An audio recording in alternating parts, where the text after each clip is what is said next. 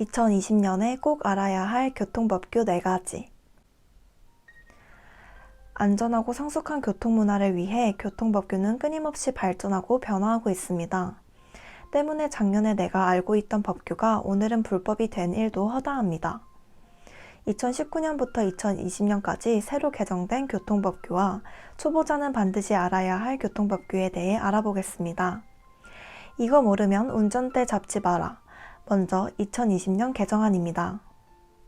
첫 번째, 어린이 보호구역과 주차장 관련법 개정입니다. 3월 25일부터 어린이 보호구역 관련 개정안이 시행되었습니다. 제한속도는 시속 40km에서 30km로 하향 적용되며 인도와 차도 구분이 없는 도로의 제한속도는 시속 20km로 더 낮춰졌습니다. 또한 어린이 보호구역 내 주정차 위반 시 일반 도로보다 3배 높은 12만 원이 벌금으로 부과되는데요. 이러한 어린이 보호구역 개정과 함께 특정 범죄 가중법인 일명 민식이법도 함께 시행됩니다. 감정으로 법을 만들었다는 불만이 나올 정도로 운전자에게 불리하게 적용되는 민식이법은 어린이 보호구역 내에서 어린이에게 상해를 가하거나 사망에 이르게 하는 사고를 낼 경우 적용되는 법으로 상해 시 1년에서 15년의 징역 또는 500만 원에서 3천만 원 이하의 벌금이 부과되며 사망 시 최소 3년 이상의 징역에 처하게 됩니다. 그러니 어린이 보호구역을 지날 때에는 또 조심해야겠죠? 아이의 이름을 따온 또 다른 규정인 하준이법은 주차장법 중 하나인데요. 이 개정안에 따르면 경사진 곳에 위치한 주차장은 차량 미끄럼 방지 시설과 미끄럼 주의 안내 표지 설치를 의무화해야 합니다. 이미 경사진 곳에 설치된 주차장의 경우 개정안 시행일 6개월 이내 안전설비를 갖춰야 할 의무를 갖게 됩니다. 이 법 역시 3월 25일부터 시행되었습니다. 두 번째, 교통사고가 났을 때 누구에게 책임이 있을까요? 교통사고 과실 비율에도 변화가 생겼는데요.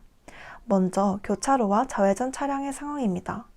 교차로에서 우회전 중인 A 차량과 좌회전 신호에 유턴한 B 차량이 충돌한 경우 A 차량이 80% 과실, B 차량이 20% 과실이라는 새로운 규정이 마련되었습니다. 다음은 직진 노면 표시 차로 사고입니다. 별도의 규정이 없었던 직진 노면 표시 차로 사고에 대한 규정이 마련되었습니다. 직진 표시 차로에 있던 A 차량이 좌회전 중 직진 차로에 있던 B 차량과 부딪혔을 시에는 직진 차로에서 좌회전한 A 차량의 과실이 100%로 처리됩니다. 좌회전 차로에서 신호를 기다리던 A 차량이 2차로로 급히 진입하다가 2차로에서 직진 중인 B 차량과 사고를 일으킨 경우에도 마찬가지로 A 차량의 과실이 이전 80%에서 100%로 개정되었습니다. 그러니 도로에 적힌 노면 표시를 잘 확인하고 천천히 진입해야겠죠? 마지막으로 동일 차로에서 급 추월 사고 상황입니다. 동일 차로에서 무리하게 추월하다가 생긴 사고는 이전에 추월 차량이 80% 과실 책임을 졌으나 이제 100% 과실 책임으로 변경되었습니다.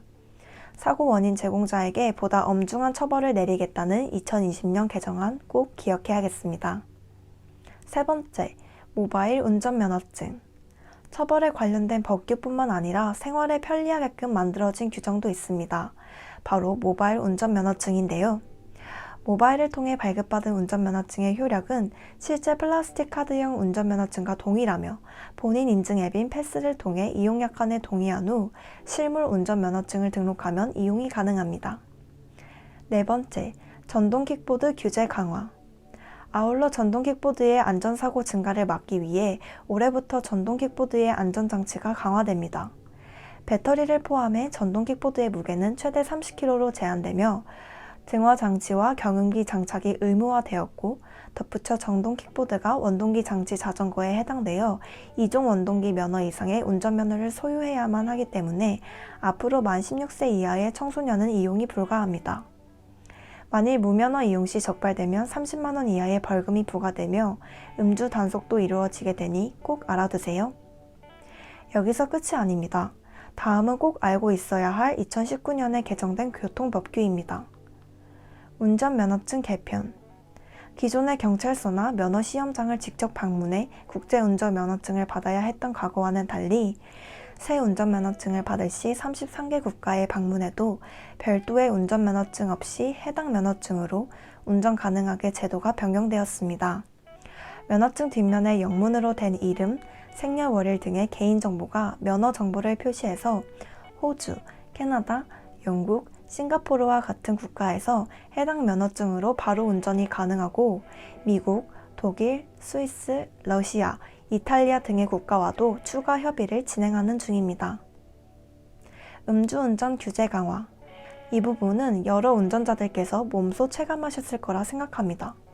혈중 알코올 농도 0.03% 이상, 0.08% 미만은 면허 정지, 0.08% 이상인 경우 면허 취소, 음주운전 전력 3회 이상의 경우 형사처분과 면허 취소 처분을 내리던 종전의 삼진아웃 제도는 단 2회 이상 적발 시 적용되는 법으로 강화되었으며 음주운전으로 다른 사람을 다치게 한 경우도 1에서 15년 사이의 징역 또는 1,000만 원에서 3,000만 원 사이의 벌금으로 강화되었고 사망자가 발생한 경우에는 3년 이상의 유기징역 또는 최대 무기징역까지 선고될 수 있는 것으로 처벌이 강화되었습니다.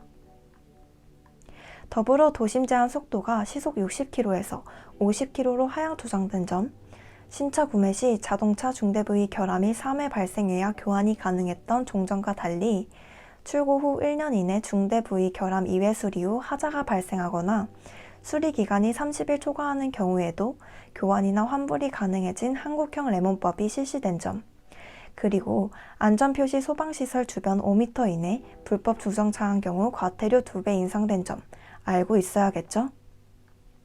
이와 같이 교통법규가 워낙 많다 보니 알고 있던 부분도 막상 운전대를 잡으면 헷갈리기 십상입니다. 여러분은 정확히 알고 계시나요? 헷갈리는 법규를 모아봤습니다. 먼저 비보호 자회전입니다.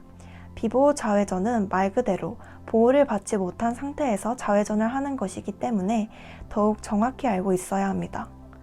비보호 자회전은 직진 녹색 신호 시 마주오는 자동차가 없을 때만 가능합니다. 마주오는 자동차가 없더라도 적색 신호 시 자회전을 하면 신호 위반에 해당되니 녹색 신호를 기억하세요. 좁은 비탈길에서 만났을 때 누가 먼저 비켜야 할까요?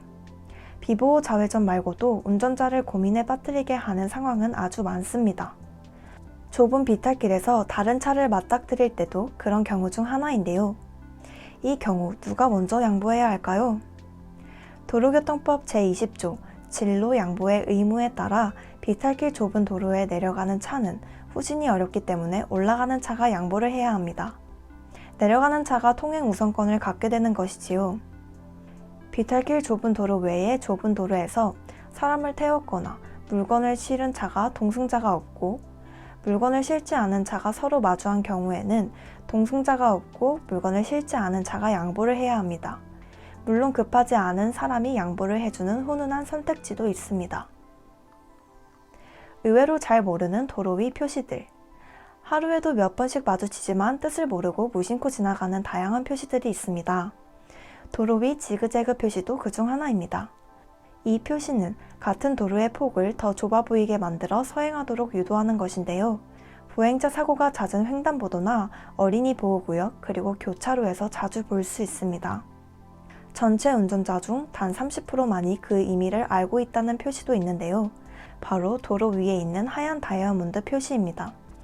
이 표시는 보행자를 보호하고자 전방 5-60m 횡단보도가 있음을 알려주는 횡단보도 예고 표시입니다. 앞으로 운전 중 이 표시를 보게 되면 속도를 줄이는 게 좋겠죠? 가구당 소유 차량이 늘면서 도로 위엔 서로 다른 목적지를 향하는 차량이 발 디딜 틈도 없이 많아졌습니다. 빨리 가고 싶은 마음은 누구나 같습니다만 모두의 생명이 달린 운전인 만큼 양보하고 배려하며 안전하게 도착하는 것이 무엇보다 중요합니다. 1분 빨리 가려다 다시는 못 돌아갈 수 있으니까요.